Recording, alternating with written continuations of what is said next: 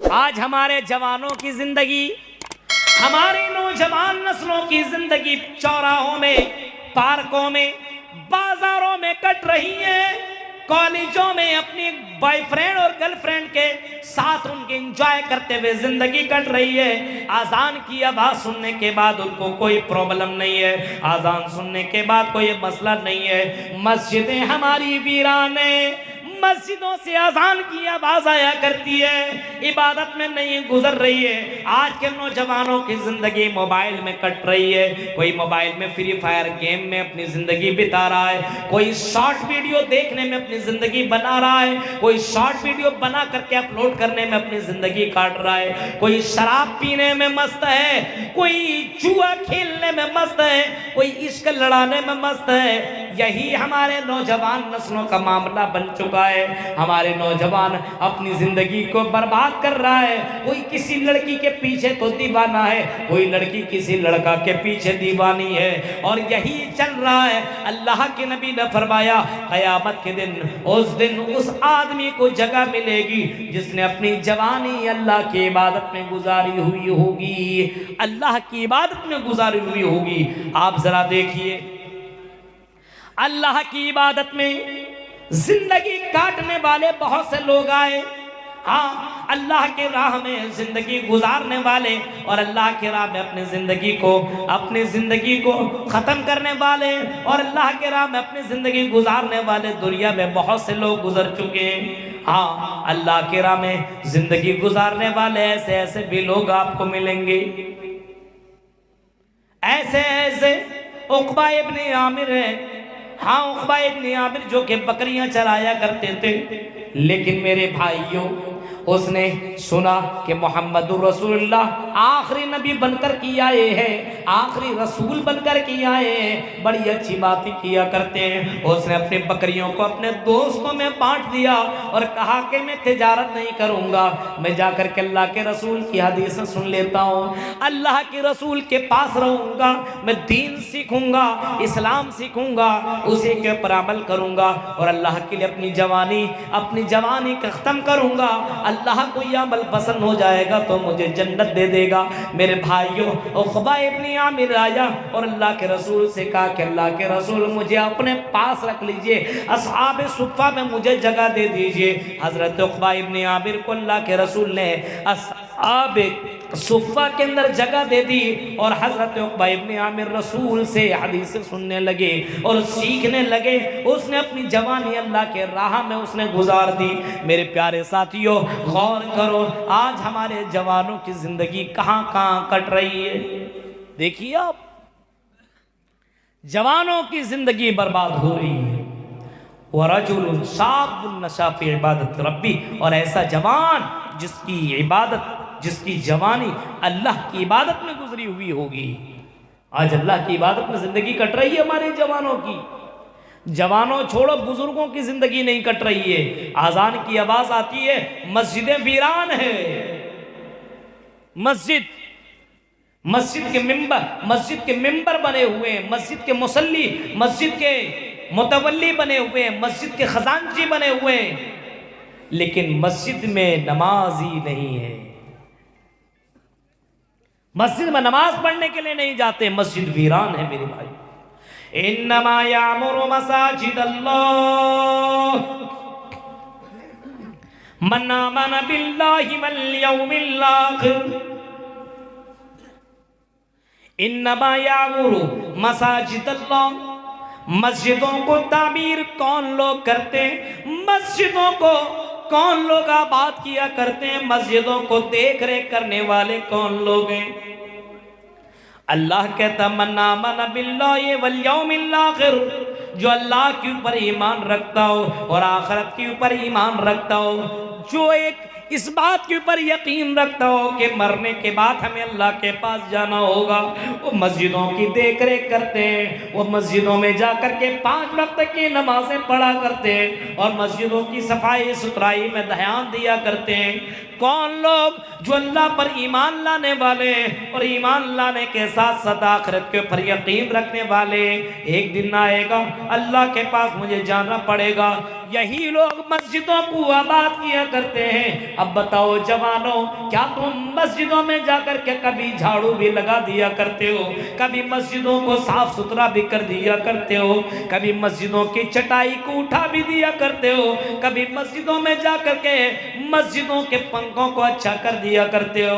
अपने घरों को तो तुम साफ सुथरा किया करते हो, लेकिन तुम्हें तौफीक नहीं हुआ करती है। अल्लाह के नबी फरमाते हैं कयामत के दिन, उस दिन कयामत के दिन जिन लोगों को अल्लाह अर्श के नीचे जगह देगा, उस दिन ऐसे जवानों को जगह देगा, वो शाबुन नशा फी इबादत रब्बी, जिसने अपनी जवानी अल्लाह की इबादत में गुजारी हुई होगी, जिसने अपनी जवानी को अय्याशी में बर्बाद न किया होगा, ज़िनाकारी के अड्डों में न गया होगा, शराब के अड्डों में न गया होगा, और इसी तरीके से जुआ के अड्डों में न पहुंचा हुआ होगा। आज जवानों को देखो, जुआ के अड्डे में ये मुसलमान नौजवान, ज़िना के अड्डों में देखो ये मुसलमान नौजवान हैं, और इसी तरीके से शराब के अड्डों में देखो तो मुसलमान लड़की आपको मिलेंगे।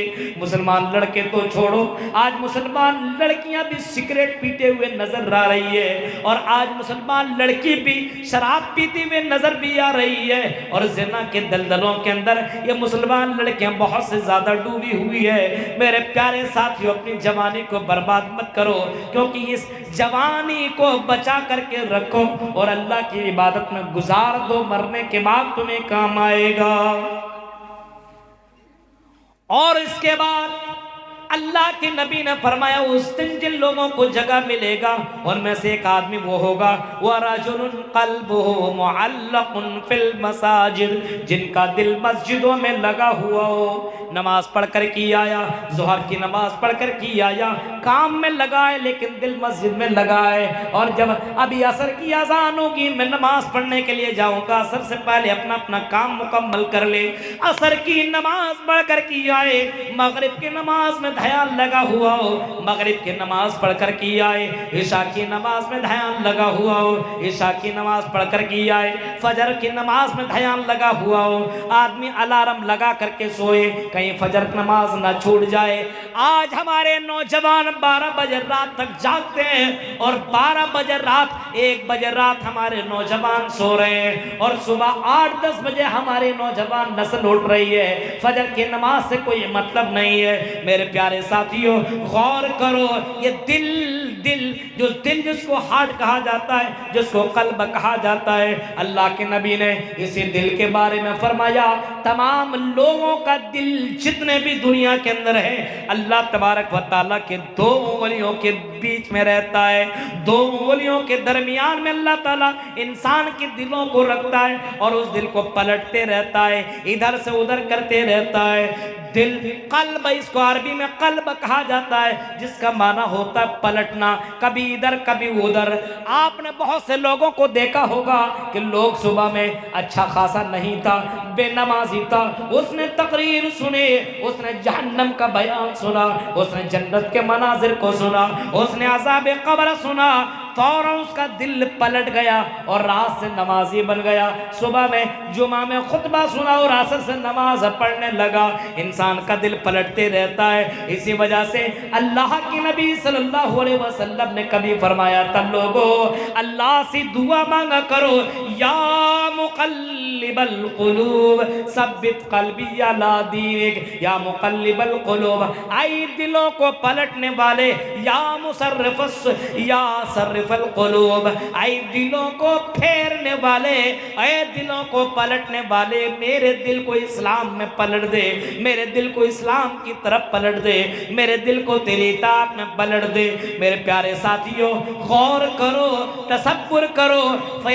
फ़ुज़ैल इब्ने इयाज़ इतना बड़ा डाकू था, इतना बड़ा डाकू था। अब देखिए कितना जल्दी पलटता है इंसान का दिल। फ़ुज़ैल इब्ने इयाज़ इतना बड़ा डाकू था, इतना बड़ा डाकू था, डाका डाला करता था। फ़ुज़ैल इब्ने इयाज़ डाका डालने के लिए, फ़ुज़ैल इब्ने इयाज़ डाका डालने के लिए एक मकान में चढ़ने लगा। फ़ुज़ैल इब्ने इयाज़ मकान के ऊपर चढ़ रहा था।